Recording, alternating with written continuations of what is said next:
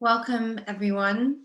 I'm very pleased to be speaking tonight with Niven Govinden, nominated for the Folio Prize, the Polari Prize, and the Jalik Prize, author of 6 novels, and the most recent of which is the beautiful and moving and intense Diary of a Film, a flaneur meets auteur story set in an unnamed Italian city as a maestro is about to launch his latest film, and he walks the reader through the major questions of life, art, representation, love, the relationship between the written word and the camera, and the possibility of new forms of family in the quietest hours as the absurd glamour of the film festival swirls around.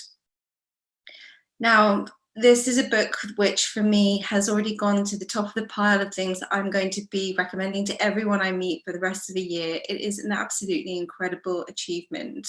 And really what happens in it is that this maestro is there to launch his film, and he meets a woman very randomly called Cosima, who takes him to see a mural done by an artist who she loved when she was young. And then he discovers that she too is an artist in her own right. She's in fact a novelist.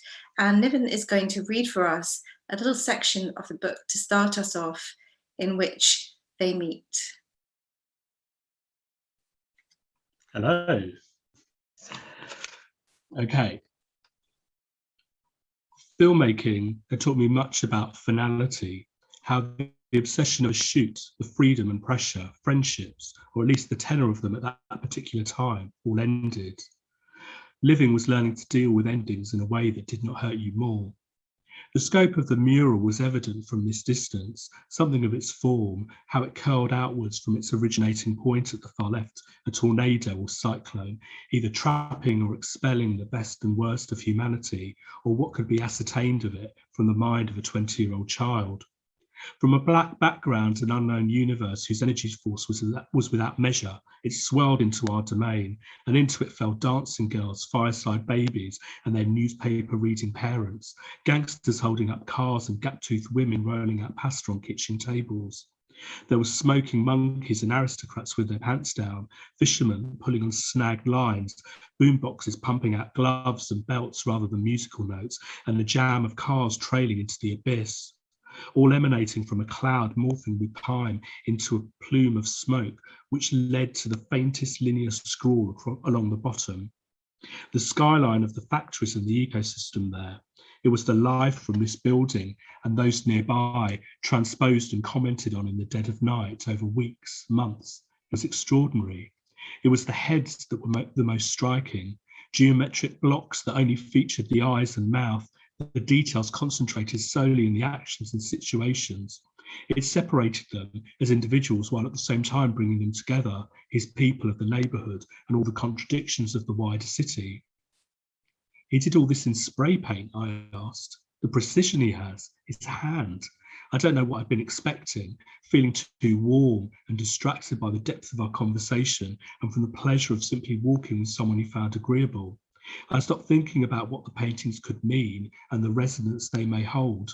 I was floored by the detail of it and by the fact that the hands which created it were no longer here to create again. The world would not change on seeing this, but it was more than the work of a bored teenager. Its critical eye, its humour, needed to be seen. It pleases you, she asked.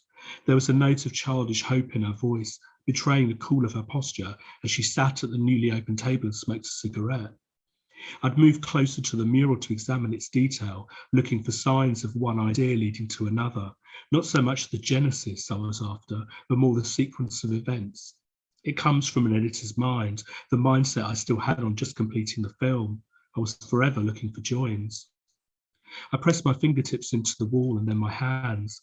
I wanted to feel the texture of the brick through the paint, as well as the sheen of the spray cans themselves. I was guided by touch, the essence of what drove this boy, his wonder and anger. There are some similar sketches on paper, she said. Most are in black marker and a few with charcoal, when he was conscious that he should be working the way artists should. He got a box of slate from one of the old-timers in the workshop in exchange for delivering his lunch for a week. The guy thought he was crazy. To him, it was just old crap they had lying around, as familiar, necessary and hated as family can sometimes be. Why don't you buy some nice expensive pens, I remember him saying. If you want to draw well, you'll need pens instead of this rubbish. But I'm a drawer of rubbish, is what Bruno replied, like for like. So he thought of himself as an artist, I asked, and not just a graffiti guy. He was starting to, she said, before the end. Okay. Thank you so much. It's a filmmaker, maestro, meeting a writer, Cosima, looking at a mural in great detail on a wall, an artist who's dead, a painter of rubbish, talking about photography. It's a sort of nest, a Russian doll's nest of art forms, isn't it? It's very much so. Yeah, so tell us about form, because this is a novel which I kind of looked for the starting point and I couldn't find it. How did it evolve into this beautiful jewel that it is? Well, it evolves how all the novels evolve, which is just through the writing, and you finish it and you think, okay, this is what I have. But the real impetus was that I knew I wanted to write a book about about cinema. And you know, I've got a filmmaking background. I studied film at Goldsmiths for my degree many years ago. And when I first started publishing novels, because people picked up on that, I was called a cinematic writer a lot, and it sort of annoyed me that people thought, you know, it was an easy pickup and people weren't thinking about, you know, the work in literary terms. It was just an easy thing. So I sort of put it back to the back of my mind, but it annoyed me for a long time. But I did think I wanted to write a book about a film, but nothing more general than that. And then I suppose the real catalyst was that I saw an exhibition of Polaroids by Wim Wenders at the Photographers Gallery in London in 2017. And I'm a big Polaroid fan. I love taking Polaroids. I'm interested in people who use it as a medium. And what blew me away about the show that I hadn't really anticipated was the narrative drive of the show, which was he'd typewritten loads of script to go around with the Polaroids. And it was not just about pictures from film sets and ephemera. It was really about his life on the road and traveling coast to coast and hanging out with Sontag, and his life in Eastern Europe as he was learning how to be a filmmaker. And I saw that and I thought, this is what I want to do, write about the life of a filmmaker. And what that catalyst does is sort of bring into sharp relief all the lines of inquiry that I'd basically unconsciously been following over the last couple of years. I've been watching a load of filmographies back to back: Pasolini, Visconti, Rossellini, Fassbinder, and I read Fassbinder's biography and realised he was an absolute arsehole, but was really fascinated by how someone incredibly problematic could make very interesting films. And that, coupled with pretty much trying to solely only read novelists from mid-century onwards, Italian novelists, so for Elsa Morante, Bassani, Pavesi, you know, tons of people. And all those things, sort of seeing those Polaroids brought all those into relief. Thought, actually, this is what I want to do. And as soon as I wrote that first paragraph, I flew to the Italian city of B to show this film. I thought, okay, this is how I'm going to write how a film is being made, not from being on the film, but actually in a festival. And then it sort of, the writing found itself from there. But this isn't a Polaroid-esque kind of novel. It is a stream of consciousness book. It is as if it is just coming out of him and all of these memories and so on and so on. And you've talked about sort of reversing that idea that this auteur is looking at all of these different snapshots of his life. He's actually making a full narrative of something. And at the same time, he's always undermining himself, because, you know, you mentioned all these directors that you were watching, these auteurs that you were watching, all men, and you've been talking about these novelists that you've been reading. The novelist he meets, who undermines his own sense of his own genius as such, is a woman. Even though the book itself does deal with all kinds of male love and male friendship and male kinds of new families. What is that tension about for you? Why was that important? I mean, obviously it starts off as an unconscious thing, and as you work through the writing, you realise what you have. But I realised quite quickly, once that it was established that they were both artists, and it was, you know, actually from the very beginning, she knows straight away who she is, and she's not cowed by that, she's not intimidated by that. She just finds him an interesting person. So I was interested in it's another angle of exploring the life of a creative person who deals with a sort of a sense of emotional bigamy throughout their life. He's got his family, he's got a work family, but he's the sort of person who can make those kind of connections quite easily if he feels that they're significant. So I wanted to establish that connection was in fact a very significant one, from them walking and seeing the mural. But it was very important that she was his match, and what he realizes is that as well as being an artist, she's in fact a better artist than him because she does it without the fanfare. Because obviously if you're going to write a book about film, it's very much all about power. And if you're writing a book about an auteur, it's really about the ultimate power, because you call the shots on pretty much everything. But she's not impressed by that. She is she has her own creative autonomy, and she's a very strong woman, and she's able to disagree with him and show him when he's wrong. And I found that very powerful and very important I think it's essential. present. And I feel like it's a very unusual way to set up a conflict and a tension at the heart of a book, because, most of us would go into this thinking, oh, the film is going to fail and that's going to be the great realization for this director. But no, we know from the outset the film is going to be a success. We just feel that, and there's the confidence there. Or we think, oh no, this relationship between these two actors that the maestro has overseen, there's this love affair that's the sort of other core of the book, sub story. It's going to somehow be broken by this experience of taking the film public and their love goes public. But no, that isn't the thing. It really is this tension between these two different artists, differently gendered artists, with one's an auteur and one is completely unknown. And I'd love to ask you about envy of the fame versus the unknown artist that you create in the book. How does that work out for you? In what way? Well, one of them doesn't have the fame and she's very secure. Oh, okay. And the other one does have the fame, but he's kind of envious of her because she's still writing by the seat of her pants with nothing to lose, as it were. Yeah, I mean, I like the tension between that. And one of the things I realized very quickly as I was writing it was, as soon as I thought, okay, well, actually what I'm doing is I'm writing a book about creativity. It's not a book about cinema at all. And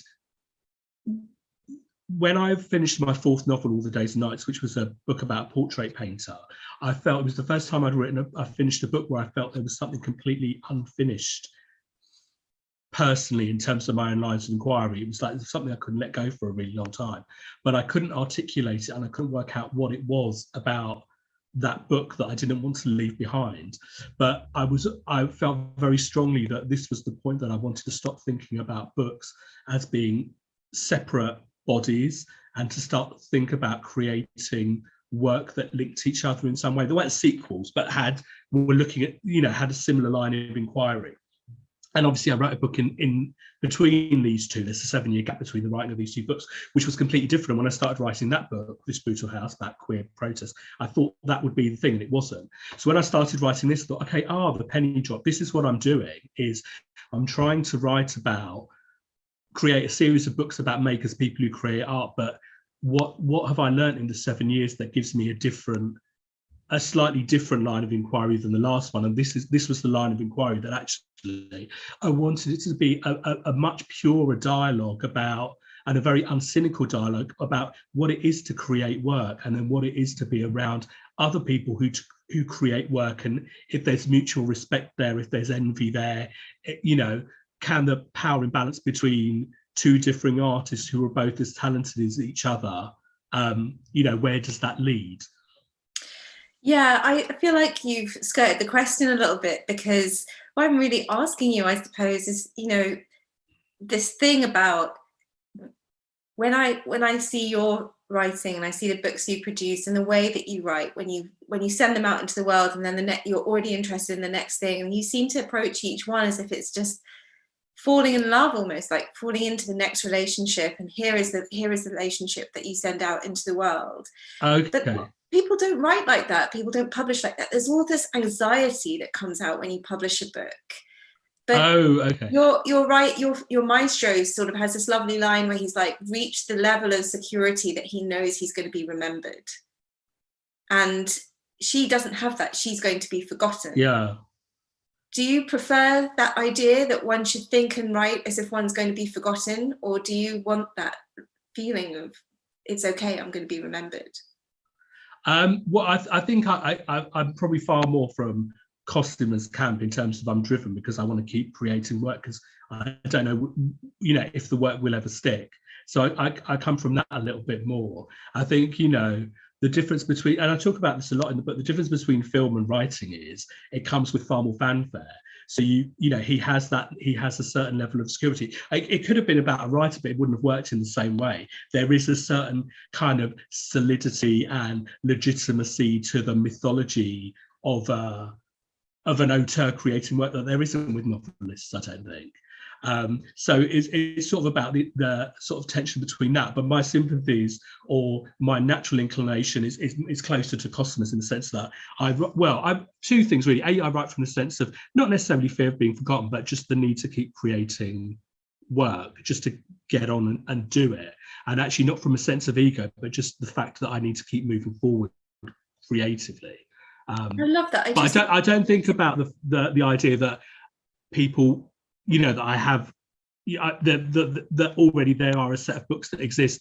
That is sort of irrelevant, when you start the next one, because you constantly start a book as a beginner. I always think I completely start a book. I literally know nothing, but what I'm trying to do is try and be better than I was before. But I don't know how to do that until I get on with it.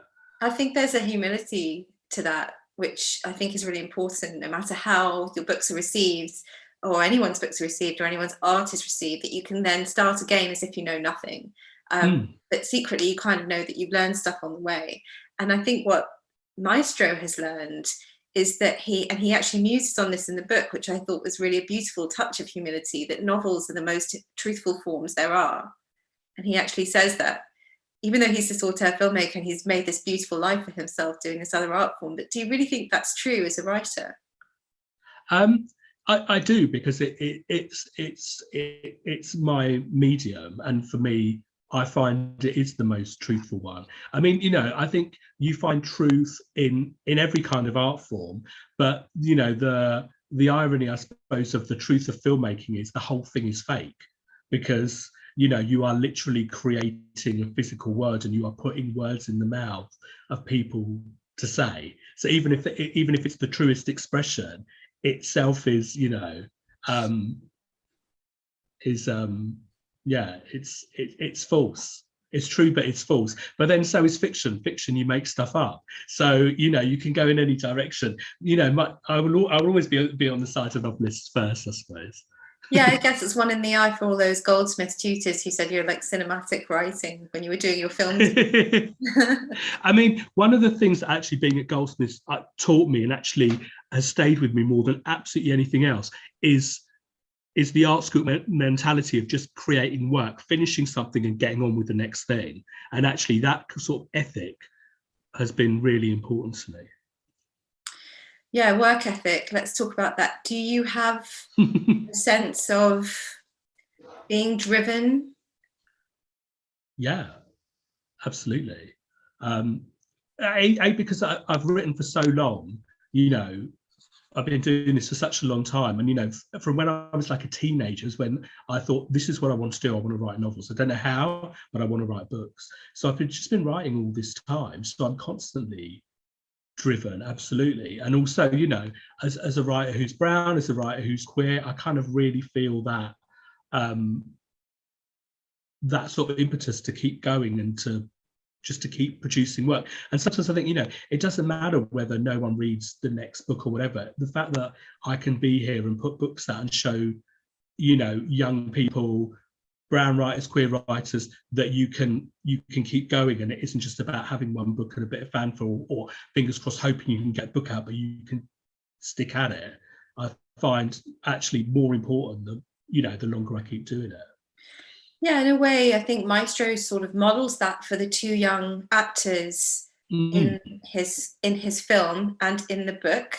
How important is it to you in your work to create these other queer families that are not, your average, what we think of as the nuclear family, to model that kind of love that traverses generations and geographies and Yeah, it knowledge feels bases. I mean, it feels really important. If anything, I mean, I suppose I've got this sort of thing about chosen family that sort of runs through all the work. I think it's what connects them. I think in a very direct way, it sort of does link from my last book, This Brutal House, which was about, you know, chosen family and about sort of intergenerational queer relationships. And this is the same. This is sort of coming from that territory, but the difference is I was very conscious that I wanted to write a book about queer joy from multi-generations. And when I think about Fassbinder, who was, you know, a complicated, you know, all the auteurs I've been talking about, most of them were queer, Pasolini, Visconti, Fassbinder, and most of them were really unhappy. And what I wanted to do was write a book about filmmaking, you know, about an auteur from a queer lens, from a writer, from a filmmaker who is queer, but is actually found a level of contentment and queer domesticity and joy.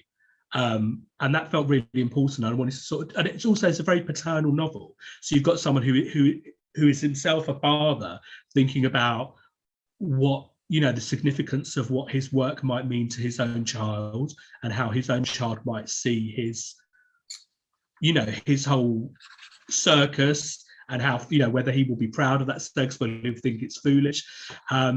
But the child is too young. So at this point, he's living out those kind of, that kind of wish fulfillment of wanting that kind of approval from the two actors that he works with in the film, who obviously the film is a liberal, i.e. he has taken complete liberties with William Maxwell's novel, The Folded Leaf, which is a story about unrequited queer love in Depression era America and Illinois, and he's plonked it to Italy, where his film, you know, where he's got financial backing. And the two boys in this film obviously develop a relationship off screen, and he's very paternal about it, and he's really sort of nurturing and protective of them as young actors. But also it's about the intergenerational shifts of queer experience. You've got someone who's in his 50s who came of age, you don't know where, but in Eastern Europe, where, you know, he's had to go through decades of fighting for queer liberation and, you know, civil rights and all that stuff. And what he has fought for, you know, on a global scale, the boys have now. So there is this sort of wistfulness at the, you know, even though they're Hollywood boys and there is this sort of closeted, secretive nature of where they are, there is also a sort of wistfulness at their freedom to be able to do it, because he never, you know, he's come from a different place. So automatically that makes him feel not only paternal but very protective. Yeah, there is that sense of the father figure that runs through the novel, but I feel like all of your work also is about being an outsider, and there's often one person who is an outsider, who's exiled themselves from society in a way. And I think in this novel, Maestro kind of wants to be that person, but he knows that's not true, because obviously he's got Gabriella and he's got all of these different people in the team of the production company and the acting and the film and the junket and so on. And the real outsider is Cosima. So let's talk a little bit about her and how she inhabits the book and how she came to you. She really came to me boringly just through the writing of him meeting her. And then as soon as I realised the significance of that meeting, I realised that the book was essentially, the bedrock of the book is that meeting and their relationship. And you know, it's a cliche to say, oh, I loved writing that character, and I've never ever said that about my books particularly. I think about them in different ways, but I really loved every time she is present, because, like, you know, she really, you know, I thought, you know, she was in my head throughout the whole book. And, you know, she's a really strong woman. She's, you know, she wrote novels when she was younger. She had a love affair with a guy who obviously, you know, who killed himself, and he was an artist and she was an artist. And then she becomes sort of involved in the art world, but she's still, you know, she's a writer, and this is what she does. She just works on things and she doesn't know what she's going to do with them, but she's just compelled by the nature to do it. And she is sort of faced with the reality that her work is that is physically present when she realizes that he's read her book, and the idea that actually these books could be reintroduced to the world, because at this point she's literally just been, you know, a woman who's creating work without any idea if it's going to be seen, and now she has to really come to terms with the fact that not only could her current work be seen, but her past work will be seen if the maestro has anything to do about it. So in a sense, we've got this auteur who's a flâneur, and that's a sort of finding your way through your art, and you said that that's the way you write. And then you've got Cosima, who's this outsider, but she's also a tour guide. So she's doing something quite controlled in the city. She's curating the experience of the city and the way in which people on her tours encounter the art of the city. And so you've got this lovely setup between these characters, this constant tension. In a way, she's always challenging patriarchy and father figures and standing up for herself through not just her own sense of freedom, but she gets that freedom through being a guide. Yeah, absolutely. And have you ever been to an art tour? Yeah, I've been on several. Oops, sorry. Yeah, I've been on several.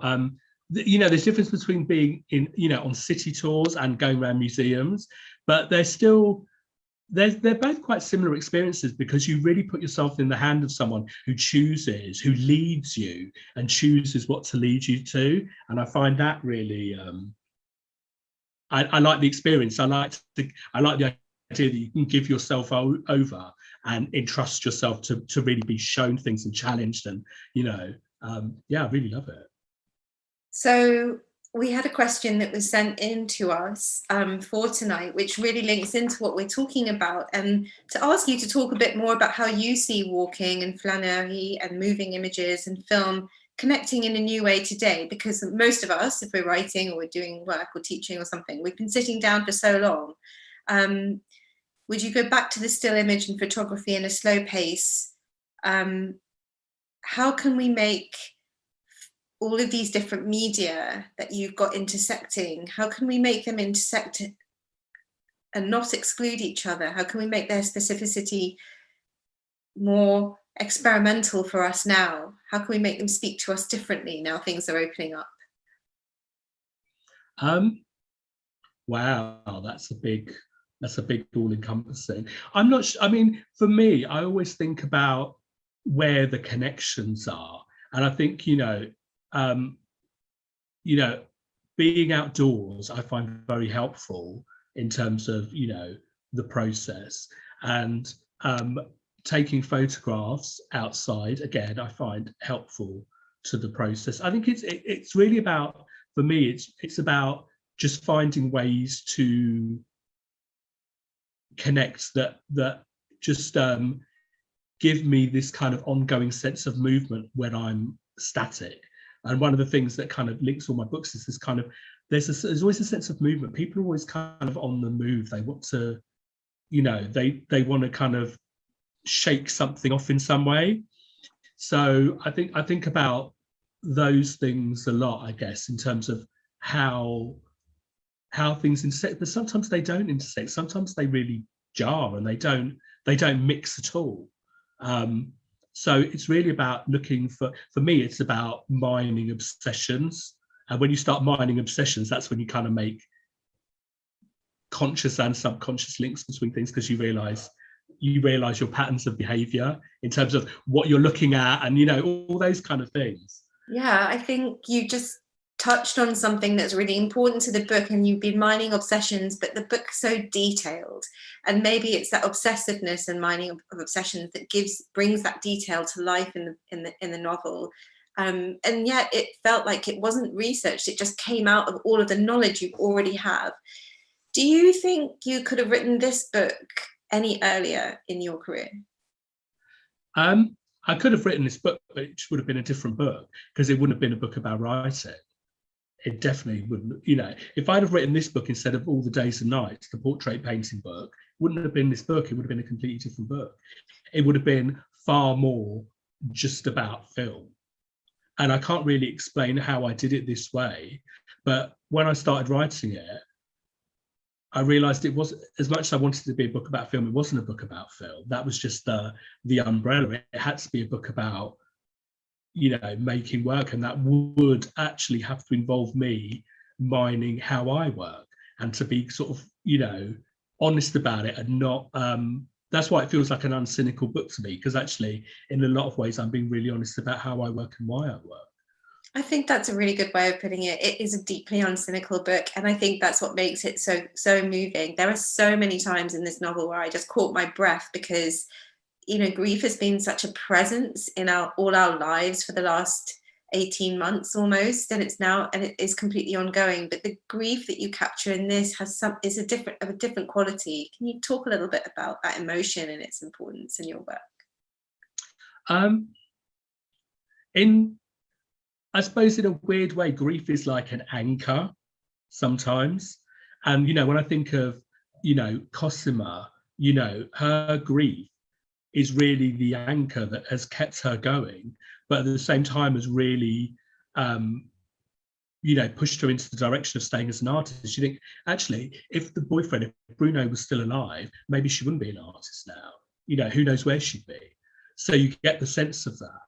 And I think he has a different sense of grief, which is really about the idea of kind of, which is a very sort of queer thing. And I think it's sort of, and it's to do with kind of queer life of a certain age. It's that whole thing of kind of all the possibilities lost and opportunities lost. And that's not only to do with, you know, coming of age at a different time, and obviously he's maybe like a generation older than me, like 10 years older, but also to do, you know, and it isn't talked about in this book, but if you're going to think about the psychic life of any queer character in their 50s, you can't not negate the impact of AIDS. So, you know, there is you get his kind of, if you put his motivations into that context, particularly his paternal motivations to the boys, you kind of get this sense of, okay, this may be one of the reasons why he is so protective, so over involved, because a lot of his opportunities for connection possibilities were probably lost in that time.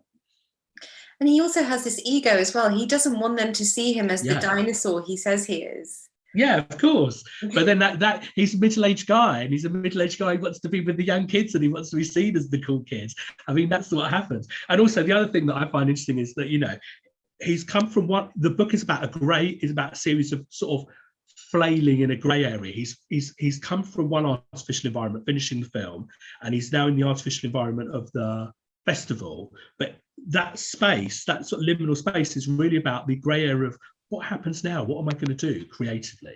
So he's sort of not necessarily as controlled as he might be. Yeah, that's true. Yeah, he's in that space where he's afraid that perhaps he will never be inspired again. Yeah, absolutely. And that pushes you. Yeah. That pushes you into random behaviours. So they're walking around in the middle of the night, and he wants to break into a flat. Because he wants to impress the boys to seem like he's really cool and dangerous. But at the same time, he is driven by a certain sense of mania of, I know the idea is behind that wall. I want them to see it, but I need to see it again.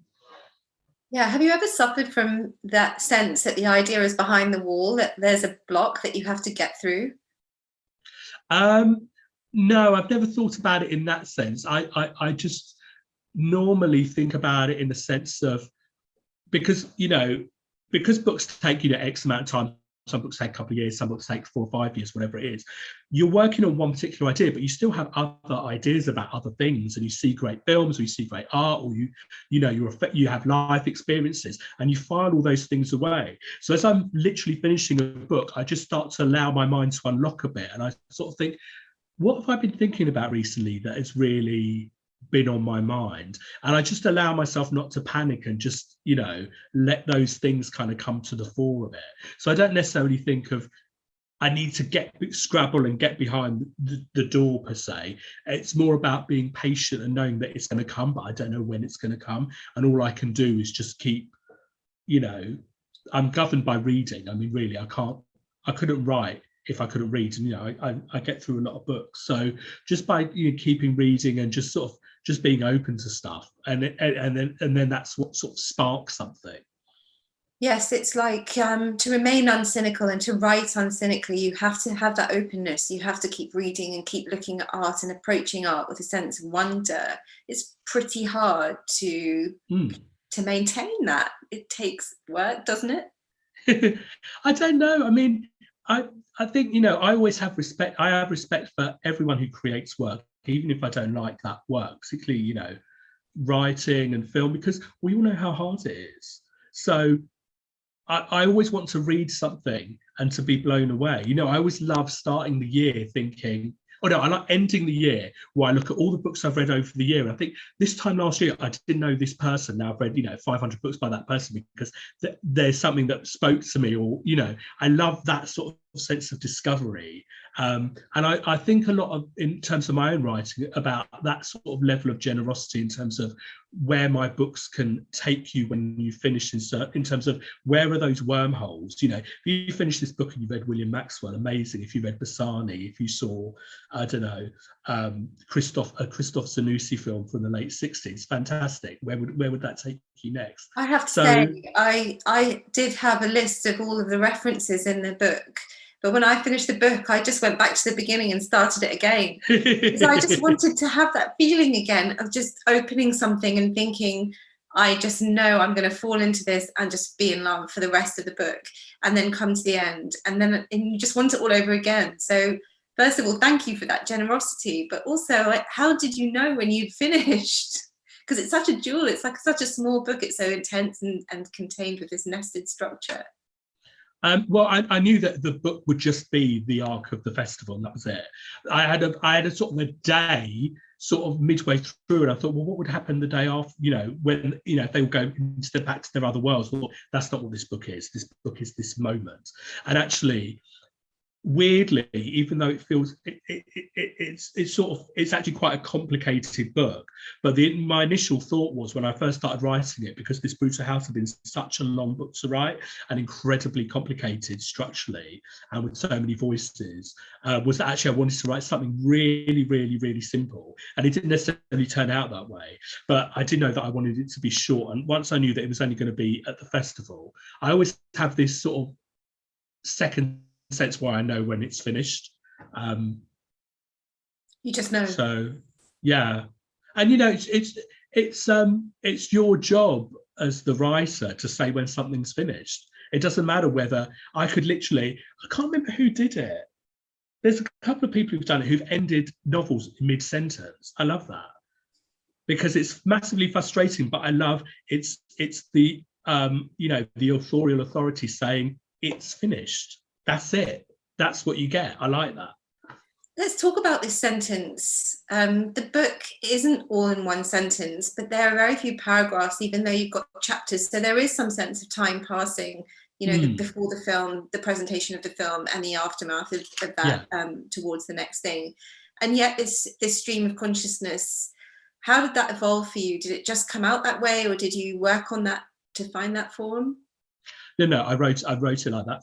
As soon as I started writing those first few lines, it just ran as a block, and I thought, okay, I'm definitely not. And also because I write it by hand, so I can see it on the page. So when I was writing, I wasn't writing paragraphs, and I was reading it, and I thought, well, it reads fine.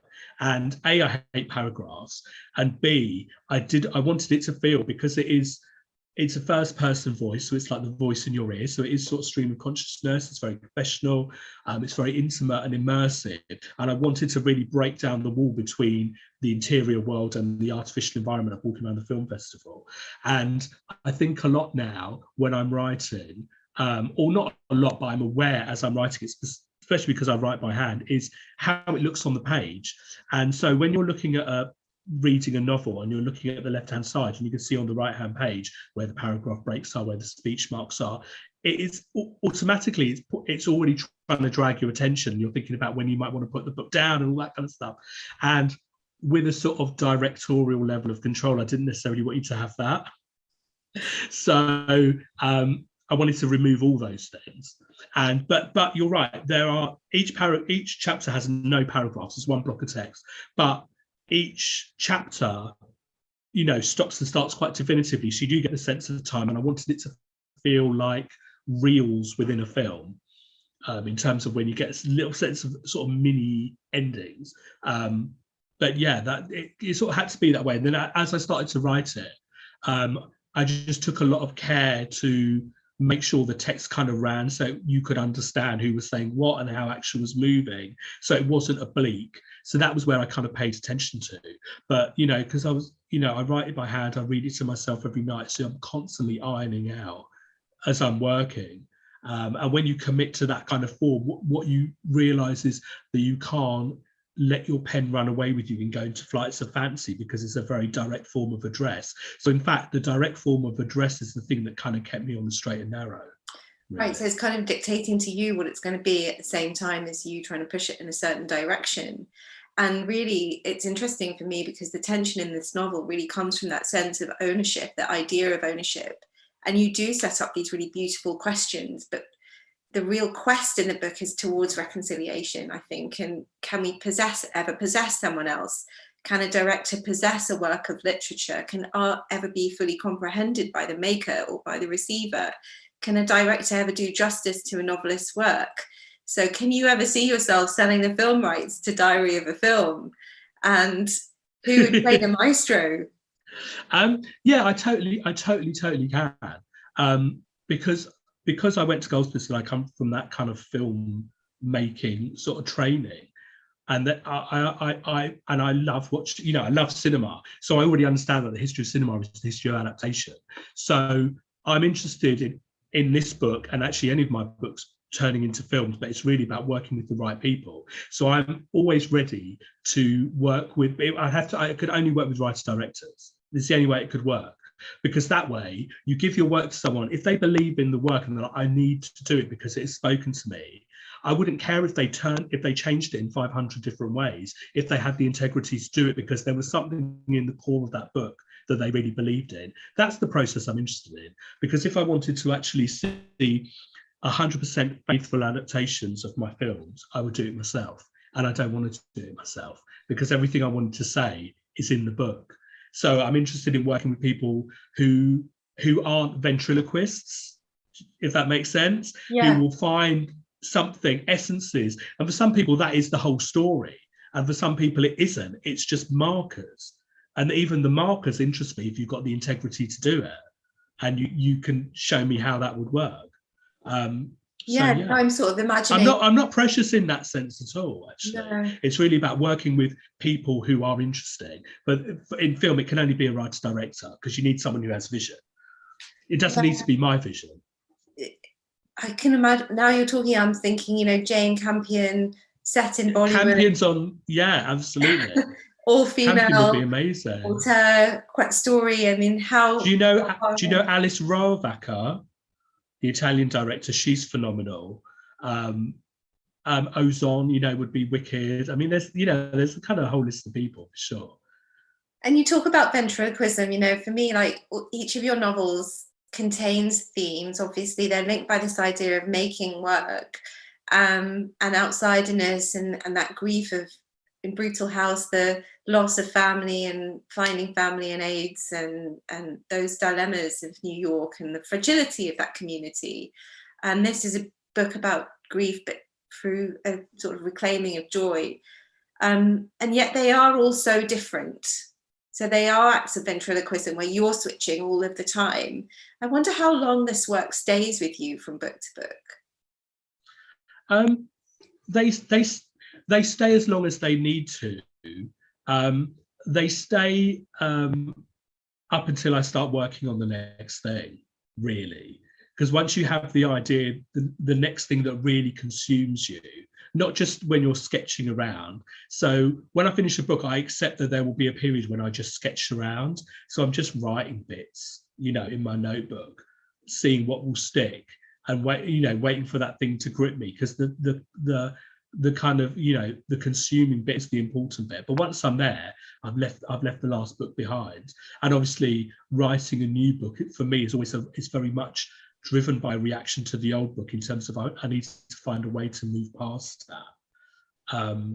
And you have differing emotions. Sometimes it's basically because you want to be better, but sometimes it's because you need to hate the last book a little bit, What do you mean? So it's a mixture of things. You need to, if you were really in love, there were some books that I stays in my mind for such a long time, and you have to think, I can't love this book forever, because if I love this book forever, it means that I'm unable to move on creatively, because I'll always be stuck in this, in this tone, because I always think of books tonally. If I want to stay stuck in this tone, then I might as well just write another copycat book and just knock it out, and just because I know what I did before and I can just maybe do shortcuts because I've worked out the hard bits. That's not what I'm interested in at all. I want to do something, I need to do the difficult work, and that means sometimes you have to hate something you love a little bit to get to actually really feel secure with the next thing.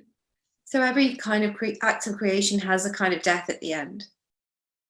You have to know when something is, there's a series of kind of finishes, right? So you finish the book and say it's finished, and you hand it in and you let it go, and then obviously you realize that the route to publication means you might have another year of having to just talk about the book, and the text feels like it could be a movable feast. I mean, for me, it isn't. Once I've delivered the book, that is the book. We don't have these massive editorial discussions. I'm not that sort of writer.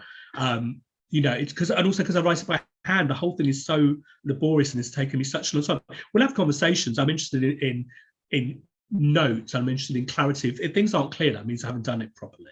But in terms of a book, and I've said this before, a book is basically a record of all the decisions that you've made.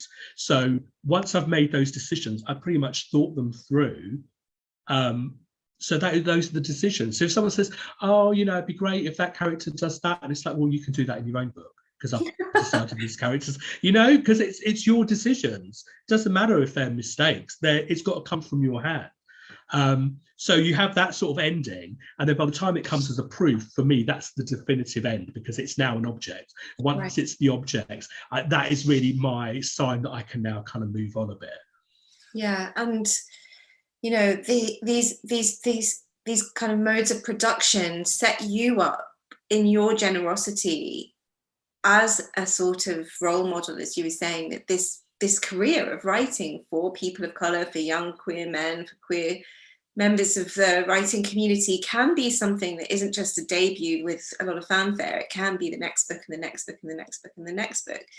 And you've actually started your own press to sort of champion those voices, and it's called Leather Bar, is that right? Yes, Leather Bar 79.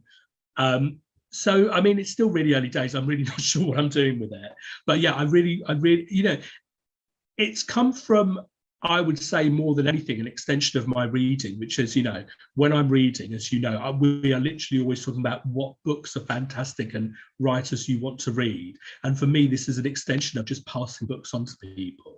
And the idea of having an imprint is really to publish books by queer writers of colour. So that's the plan.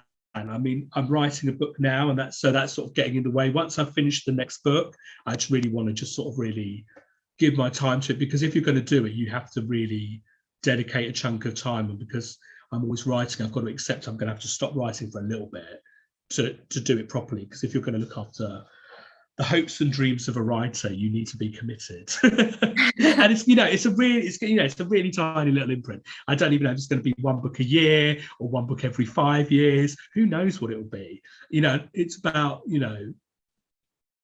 I just want to find stuff that I love. And then once I know what that is, but it'll probably be fiction, obviously, because I'm a fiction writer. And I think, that is the sort of expertise, and that's the sort of lift up that I can offer more than anything else.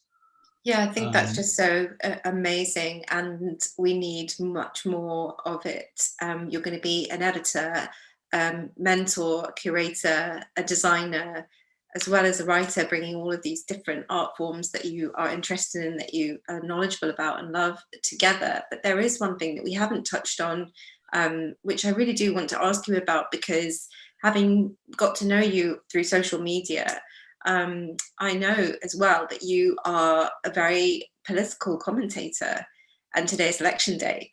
Have I?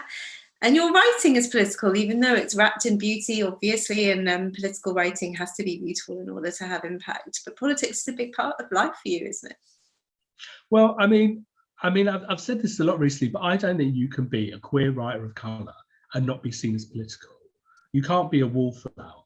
And even if you wanted to be a wallflower, you're not allowed to, really, in the sense that there's too much going on. What are you going to do? Be a bystander? The whole point of being an artist and trying to make sense of what goes on around you is speaking up in some way. And for some people, that's only speaking out through their work. And for me, or for other people, it's just, you know, using your platforms to just call shit out. Are you optimistic? Are you as optimistic as Diary of a Film allows us to believe we can be?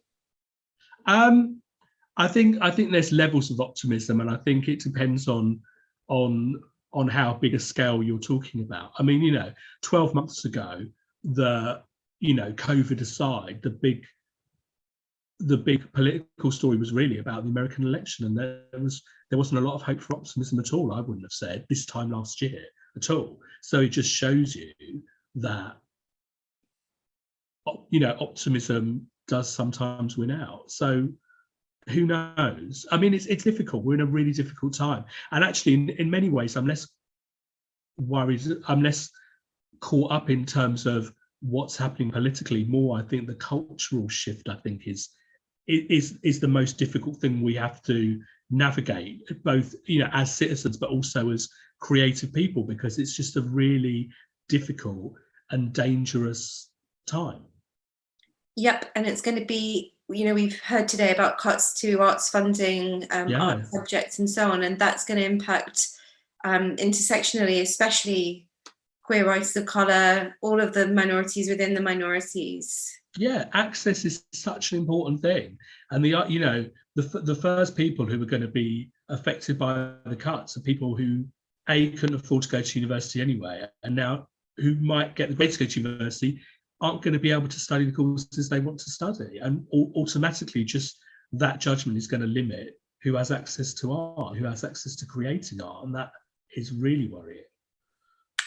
Yeah, the only answer to it seems to me, and I think it's in Diary of a Film as well, just to find communities. Yeah. Make communities. Find your people and keep making that work. Yeah. You've already started the next thing, haven't you? Yes. Yes. I don't know. I mean, I have started it. I don't know. It's a thing. It might not be a thing. I'm not putting a lot of pressure on myself. But I mean, the thing is, I'm writing a lot, so it is a book, but it's still in a vortex, I guess. Is that all you're going to say about it? Yeah. I think that's fair enough, because I feel like when you finish a book and you put it out in the world, and this book only came out in February, as you said, and it's May. And for me, it's one of those books that I'm going to read and reread for a very long time. So you can take your time, I'll allow it, because we've got this to enjoy. And we've just had the most fantastic time talking to you today. Thank you so much, Niven. It's been such a pleasure. Thank you.